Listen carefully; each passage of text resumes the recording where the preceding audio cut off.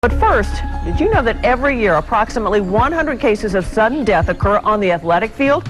We start with a senior at Edison High School in New Jersey who was the captain of the football team. Kittim began playing football at the age of 4. It was his passion, his love. He was very serious about his football career and was looking forward to going to the best school, college that would be able to help him become an NFL player. We knew that Kittim was going to be our superstar one day. In fact, this is Kittim and his music on the highlight reel he prepared for recruiters. On and off the field, I'm a respectful guy to all my peers and everyone around me, and I always focus on the task at hand, and I'm a very, very hard worker.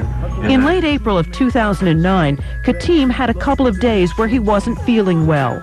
So my daughter had taken him to the doctor, and they had did a physical and told her to take him to the ear, nose, and throat specialist.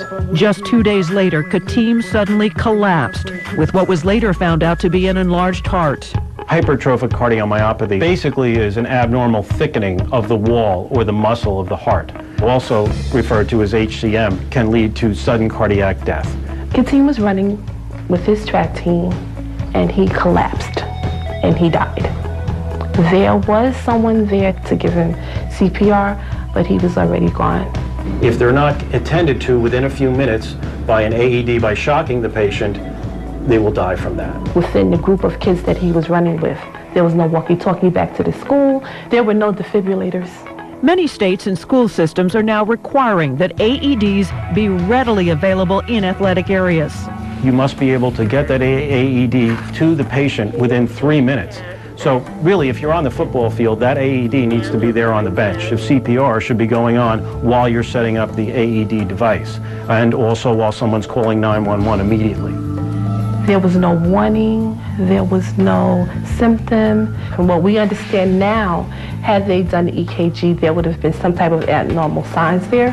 You know, a machine that is geared in our society towards geriatrics, heart patients. We need to understand that this machine we need for our children. We were asked when Kittim passed if Kittim come from a family history of heart disease. And I said no. Hypertension, high blood pressure, which is something that I have, my mother had, my father had, it's in my family. We had no idea to relate heart disease with hypertension. The child may not know if a relative had sudden death or an unexplained drowning less than age 50 years old, which would be a red flag for us. Also, along with that, a good history, a good physical examination needs to occur as well. So you need to do it annually. This grandmother is determined that Kittim did not die in vain and is trying to raise awareness with annual walks and community events. It is very important that everyone understands also that it's not just athletes. HCM is the most common cause of sudden cardiac deaths under 30 years old.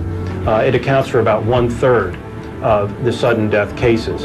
Half of the sudden cardiac deaths that occur are in young black males. This leads one to most likely believe that there's under-screening going on in that population before they get on the field. Kittim was handsome. He was 6'1", 170 pounds, full of muscle and energy and life.